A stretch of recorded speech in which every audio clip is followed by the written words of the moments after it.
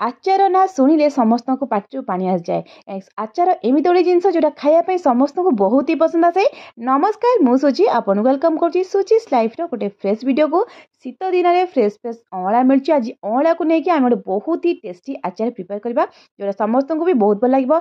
रुटी हो भात कि खाली भी आपन खाइबे देखिए बहुत ही बढ़िया लगे। तेज चलतु आज आम प्रिपेयर करवा। जदि मो वीडियो आपण भल लगे लाइक से सब्सक्राइब करदे बिना स्किप लास्ट पर्यटन देखा मो तरफ अनुरोध।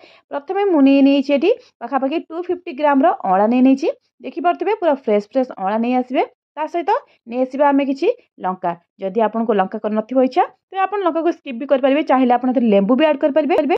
एबे आम लंका ता सहित अँला को भल भाव में पानी टिके धोई नवा।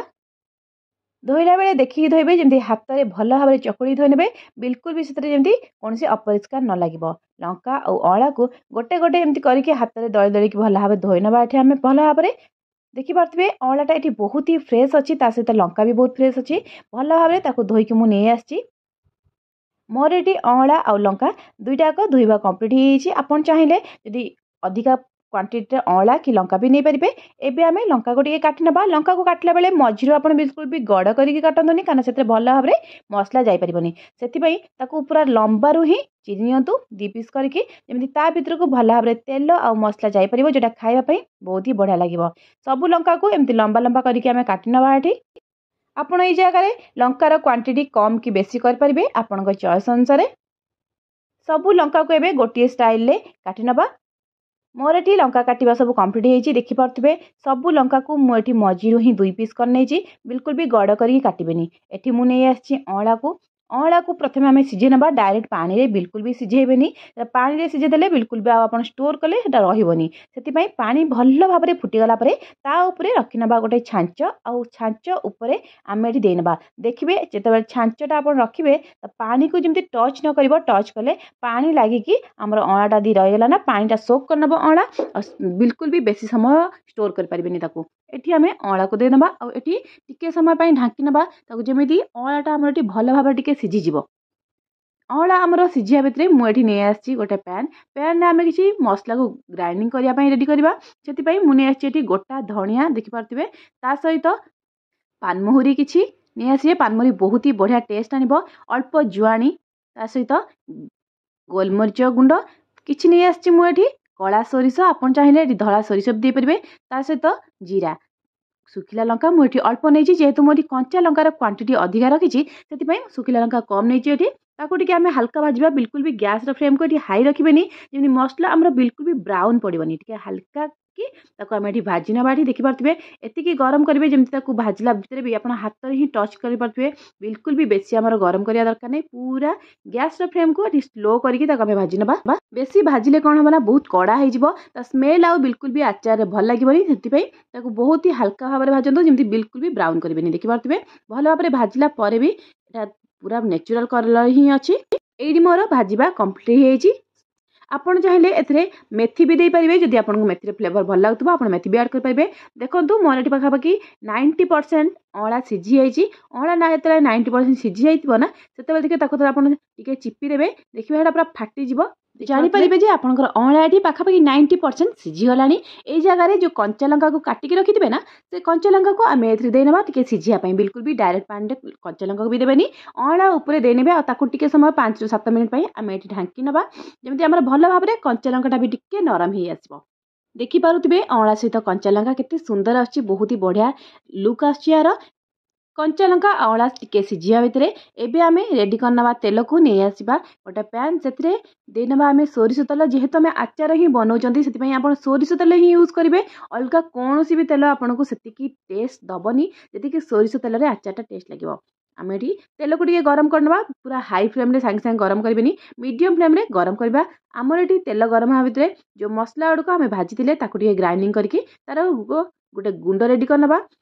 देखिए जमी कि सोरिष तेल रू टे भल भाव में धुआं आसा पर्यंत आम वेट करवा जेपर्यंत आम भल भाव गरम न होना से पर्यंत कले जिते आप खाइबे कंचा सोरिष तेलर स्मेल आसो। मोर ये अँला पूरा सीझिकी रेडी होती सहित तेल भी भल भाव में बांफ होगी रेडी होती आ मसला भी मुझे ग्राइंडिंग कर आपड़ जदि अँलार आचार को बहुत दिन स्टोर कर रखापी चाहूबे ना तेल अँला को टिके भल भाव में सीझीदेला गोटे कि 2 दिन पर्यंत भल भाव में खरार रखी दिंतु से बहुत ही भल भाव स्टोर हो जो पानीटा थी टे से भल भाव सुखीगला बहुत दिन स्टोर कर रखिपारे। देखिपे अँलाटा ये मोर बहुत ही बढ़िया भाव फिटिकी रेडी हो सागे सागे भल भाव सीझी मोर ये तार थिबा भीतर मंजी को काढ़ी सबू पीस को आम अलग अलग करना। देखिपे मुझे सब पीस को अलग करनी यहीपरि भाव में अँलार सबू पीस को एवं रेडी करना।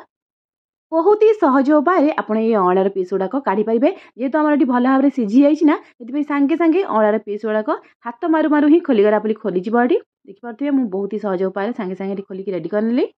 एमितिरे भी अँलाटा देहपाई बहुत ही भल होता है से आचार करके हो कि खाली भल भाव फुटेक भी पीले देहपाई बहुत ही भल थाए। से शीत दिन में आप अँला आणिकी भल भाव आचार बनईकी बहुत दिन पर्यटन स्टोर कर रखिपारे और खाइबा आपको बहुत ही भल लगे जेहेतु यहाँ सीझी जाइए बिल्कुल भी कषा भी लगभग बहुत ही बढ़िया टेस्ट रही। तो यहीपरि भाव में सबू अँला को आम रेडी करना तार खसा गुड़ाक काढ़ी अँलार सब पाखुड़ा काढ़ी मुझे रेडी करनी।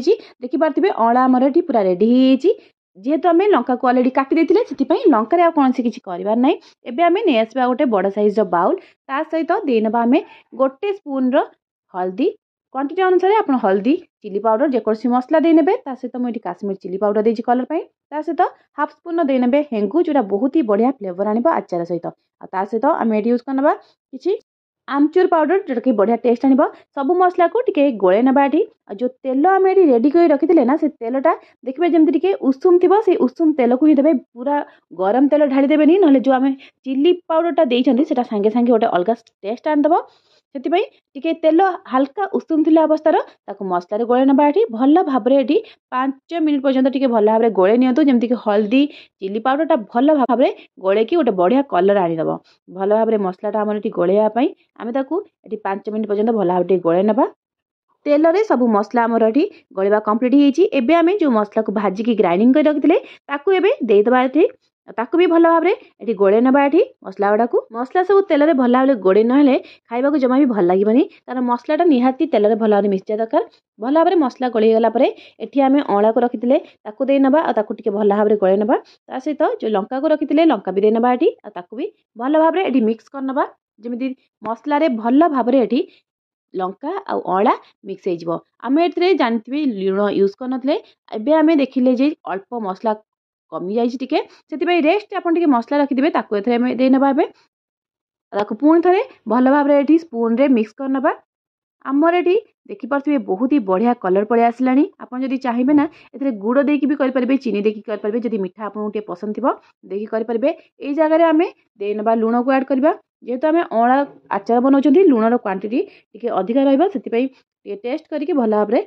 लुण देना लुण दे सारा भल भाव में उल्टे मिक्स करना सहित मुझे दूसरी पाखापाखि गोटे स्पून लेंबू रस जोटा कि बहुत ही बढ़िया बास्ना आने आचार लेंबू रसटा देले टिके खट्टा बढ़िया स्मेल आसो सहित लेंबूर भी बढ़िया स्मेल आसो भल भाव में गोले ना सब गोलैक सारापर एवं आम जेहेतु लुण ऐड कर जार दबा आगु 5 ରୁ 7 मिनिट रेस्ट छाड़देवा जमी आम लुणटा भल भाव में आचार मिसीज 5 ରୁ 10 मिनिट पर देखो मोर ये लुण भल भाव में मिक्स हो आचार ये मोर आचार पूरा पूरी कंप्लीट हो जगह आप टेस्ट करने आपंकर लुण क्वांटिटी ठीक अच्छी ना मोर तो आचार रेडी है आपमती लगे आचार प्रोसेसटा जब आपको भल लगे निश्चय घर प्रिपेयर करूँ देखिए बहुत ही भल लगे आदि पाई चाहते प्रिपेयर करने से आप गुड़ हो कि चीनी हो करके मीठा खटा बनइबे सेटा भी बहुत ही बढ़िया लगे आज आप स्टोर कर रखापी चाहते तो निश्चय भल भाव में अँला सीझिला आप खरा रखी दिंतु से बहुत दिन पर्यंत आप स्टोर कर रखिपारे